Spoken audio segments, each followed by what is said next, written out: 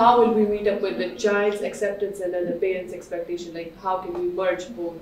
Okay. And secondly, the other thing is like, are we to set boundaries, like being elders, not necessarily parents, are we to set boundaries for our children or our culture or the institutions or the organizations, or are they to set it for themselves?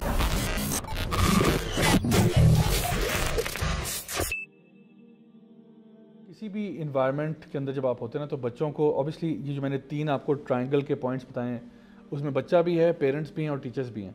So जब हम boundaries की बात आते हैं, बच्चा छोटी उम्र में ना is too young to make decisions for themselves, especially right decisions. Like छोटे बच्चे को आप हाथ में छुरी नहीं पकड़ा देंगे कभी भी, क्योंकि बच्चे को नहीं पता है छुरी के साथ क्या करना है. वो अपने आप को भी जख्मी कर सकता है, किसी और को भी कर सकता है. इसी तरह से हम बच्चों को एक्चुअल सिजर जो है, जो पूरी मेटल की होती है, वो नहीं पकड़ा देते छोटी उम्र में, उनको वो प्लास्टिक वाली दे देते हैं अगर उन्होंने कुछ कटिंग करनी भी है तो, क्योंकि उसमें इंजरी का चांस कम होता है. तो बच्चा जो है ना, वो अपने वो भी समझे कि उसकी रूह जो है ना, वो भी बॉडी में दाखिल हुई है. जब बच्चा यानी पैदा हो रहा होता है, वो दुनिया में आता है भी, वो दुनिया के साथ एक्सपेरिमेंट कर रहा है, वो गिरता है, चोट लगती है, सारा कुछ होता है. तो कुछ हमें ना बाउंड्रीज डिफाइन करनी पड़ती हैं. चिल्ड्रन रियलाइज कि पेरेंट्स मेरे ऊपर अथॉरिटी हैं. यार बच्चे को ना इनग्रेंड पता होता है, उसको पता है कि मैंने ये अथॉरिटी एक्सेप्ट भी करनी है, लेकिन शुरू से ना हम लोगों ने बच्चों को हर वो चीज़ नहीं देनी जिसकी वो डिमांड करते हैं.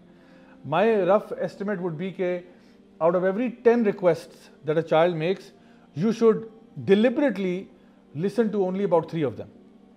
बाकी 7 को आप जानबूझ के, even though you have the capacity to fulfil the other 7 as well, but don't fulfil it. क्योंकि बच्चे के अंदर ना बहुत अनरियलिस्टिक एक्सपेक्टेशंस जो है ना क्रिएट हो जाती हैं. तो उसको लगता है मुझे लाइफ में हर चीज़ प्लेट पे मिल जाती है. फिर ये दुनिया के लिए रेडी नहीं है, ये चैलेंजेस के लिए फेस करने के लिए रेडी नहीं है.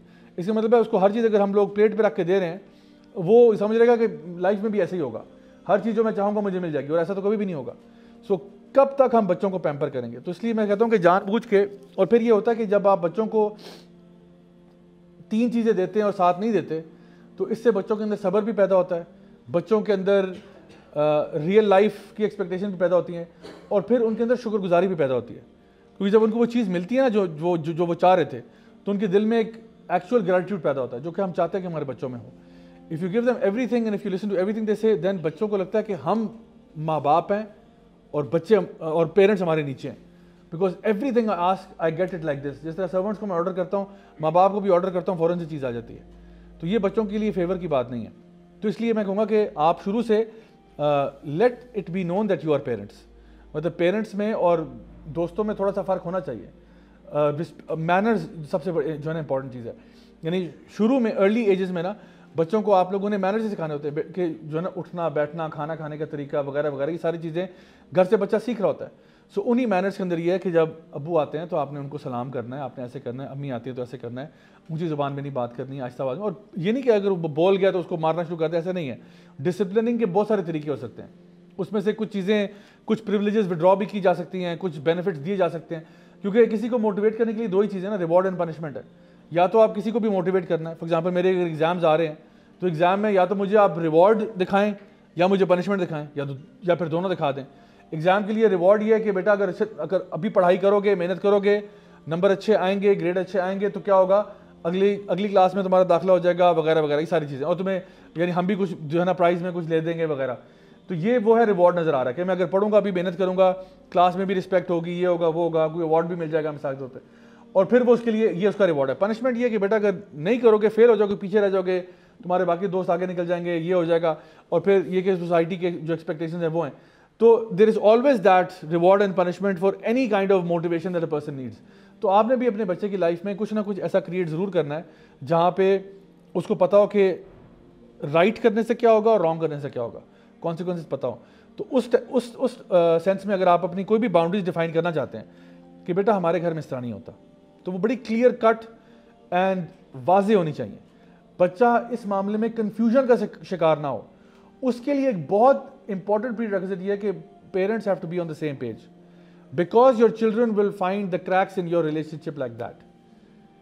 कितनी दफ़ा ऐसा होता है कि बच्चा जाके पहले बाप से पूछता है, बाप कहता है नो नहीं होगा. अम्मी के पास जाता है, अम्मी आप क्या कहती हैं? अम्मी कहती है हाँ बेटा कर लो, तो फिर वो कर देता है.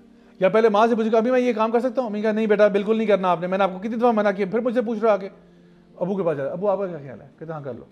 अब क्योंकि माँ बाप सेम पेज पे नहीं है.